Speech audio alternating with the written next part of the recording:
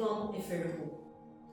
William Edwin Sangster li kien pastor Metodista Ingliż darba żar l-Istati Uniti u staqsew x'jidirlu mill-pajjiż. U jieġeb hekk, għandkom iżjed minn ħadd ieħor, għandkom iżjed karozzi, iżjed televisions, iżjed fridges, iżjed minn kollox. Osservajt ukoll imma kompla li imkien ma rajt daqshom kemm għandkom kotba dwar kif inkun ferħan. X'inhi din? Din ir-risposta fiha ħafna xtomot. U propju din l-istedina li nsibu fil-qarri ta' dan it-tielet ħadd tal-Avvent. Il-profeta Sofonija jgħid hekk: Għajad bil-ferħ ta' qalbek bid-Zjon, Iżrael, semma leħnek. Dan il-ħadd jissejjaħ ħadd il-ferħ. Huwa ħadd li anke l-kulur roża li jintuża fil-liturġija jagħtina dan is-sens ta' ferħ. Għaliex għandna nifirħu? Iva, nifirħu għax is-salvazzjoni tagħna qiegħda fil-qrib. Qed noqorbu lejn dak il-jum li biddel l-istorja tal-bniedem. Alla jsir bniedem biex isalva lill-bnedmin, isalva lili u lilek li konna ewwa tiegħu. San Pawl jgħidilna, ifirħu dejjem fil-mulej. Nerġa' ngħidilkom ifirħu. Il-ġraja li semmejt fil-bidu seħħet iktar minn 60 sena ilu, għax Sangster miet fis-sena 1960. Però ir-risposta tiegħu żgur li għadha attwali llum. Illum mhux biss għandna iżjed karozzi u fridges u affarijiet, imma għandna ħafna u ħafna aktar affarijiet u kumditajiet li jekk nużawhom tajjeb huma tajbin fihom infushom.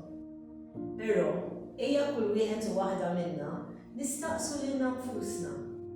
Dawn l-affarijiet, dawn il-kumditajiet kollha li jiena għandi, qegħdin iġibuli l-ferħ f'ħajti. Kapaċi nagħmel distinzjoni bejn pjaċir u ferħ. Pjaċir huwa xi ħaġa tal-mument, jgħaddi bħal duħan, jien naf mort ikla u ħadd pjaċir.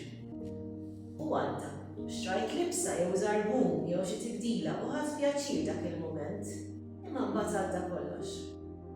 Imma hemm ferħ ieħor, ferħ veru li jibqa' anke saħansitra jekk inkunu għaddejjin minn mumenti diffiċli. Dan il-ferħ jiġi minn Alla jekk nemmnu li hu magħna, li hu jieħu ħsiebna u li fiċ-ċirkustanzi li għaddejjin minnhom qiegħed kontinwament jakkumpanjana.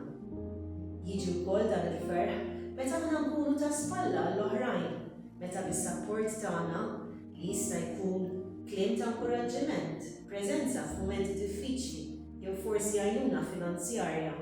F'kelma waħda, ferħ li jiġi meta aħna nkunu qegħdin intejbu l-ħajja tal-oħrajn. Meta nferħu lill-oħrajn, inkunu qegħdin ngħinu lil Alla li jħobb permezz tagħna. Sant Augustin jgħid hekk: Inti ħlaqtna għaliku Alla, u qalbna ma ssib qatt kwiet jekk ma tistrieħx fik.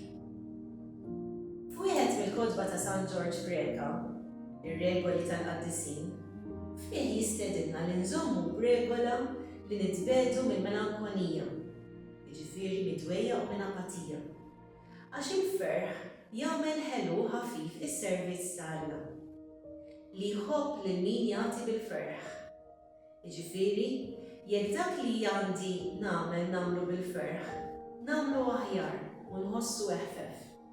Il-ferħ jagħmel ġid mhux lil min biss iżommu fih, imma anke lil dawk in-nies li jikkomunikaw miegħu u li jkunu miegħu.